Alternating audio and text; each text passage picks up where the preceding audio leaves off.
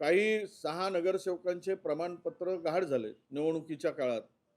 निकाल लागल्यानंतर त्या प्रमाणपत्रासाठी रितसर पोलीस स्टेशनला मिसिंगची तक्रार दिली आणि ती तक्रार घेऊन आयुक्ताच्याकडून जे निवडणूक निर्णय अधिकारी आहेत त्यांच्याकडून ते प्रमाणपत्र घेतलं. खरं तर प्रमाणपत्र हे कंपल्सरी नाही आयुक्तांना दाखवण्याची, आयुक्तांना नोंदणी करताना देण्याची, पण हे आयुक्त मात्र पूर्ण सत्ताधाऱ्यांच्या ताटाखालचं मांजर झाल्यासारखे वागतायत. या आयुक्त आहेत त्यांनी या प्रक्रियेमध्ये काल वकील सुद्धा उभे होते, हायकोर्टात सुद्धा रुलिंग दाखवलं त्यांनी. आणि तुम्हाला गट स्थापन करायसाठी कुणाचीही सल्ला घेण्याची गरज नाही, फक्त नोंदणी करण्याची आवश्यकता आहे. माणसं प्रत्यक्ष ते आहेत का नाही, आणि प्रमाणपत्राची सुद्धा गरज नाही, कारण गॅजेट प्रसिद्ध झाल्यानंतर गॅजेटमध्ये असलेलं नाव आणि आयडी प्रूफ आणि प्रत्यक्ष व्यक्ती एवढंच तपासून इन कॅमेरा त्यांना नोंद करून घ्यायची आहे. पण आम्ही बघतो आहोत आयुक्ताला कुठला तरी दबाव आहे आणि आमच्या नगरसेवकांना मतदानापासून वंचित ठेवण्याचा कट या आयुक्त रचत आहेत. कायदेशीर लढाई आम्ही लढूच, परंतु सत्ता प्राप्तीसाठी भारतीय जनता पक्षाने त्यांच्यावर पूर्णतः दबाव टाकलेला आहे. ते म्हणाले की आम्ही रोज यांना फिरवू, आम्ही गट स्थापन होऊ देणार नाही. तिला कुठला अधिकार? अरे तुला तुला जे बाई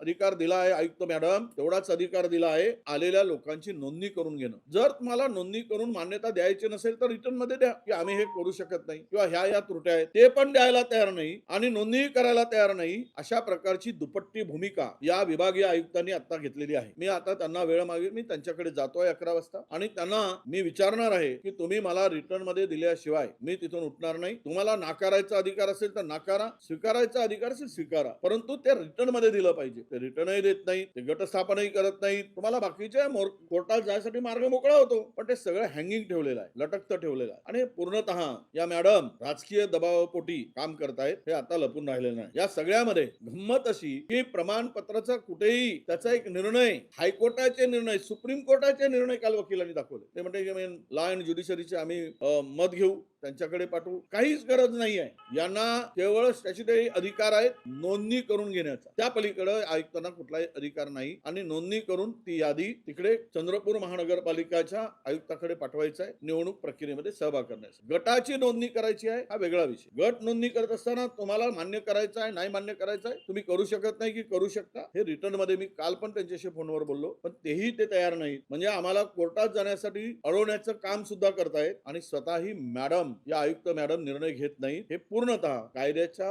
विरुद्ध आहे. ते त्या पदाचा ते दुरुपयोग करत आहेत आणि आवश्यकता पडली तर मला त्यांच्या कार्यालयापुढे आज उपोषण करावं लागलं तरी मी करेल, पण आज मात्र त्यांना निर्णय द्यावा लागेल, येस आर नो, हो किंवा नाही. असं जे फिरवणं सुरू आहे आणि असं कुठेही नाही, प्रोव्हिजन नाही, कायदा नाही, कानून नाही, कुठला नियम नाही, हे सर्व आम्ही त्यांना दाखवलं आहे.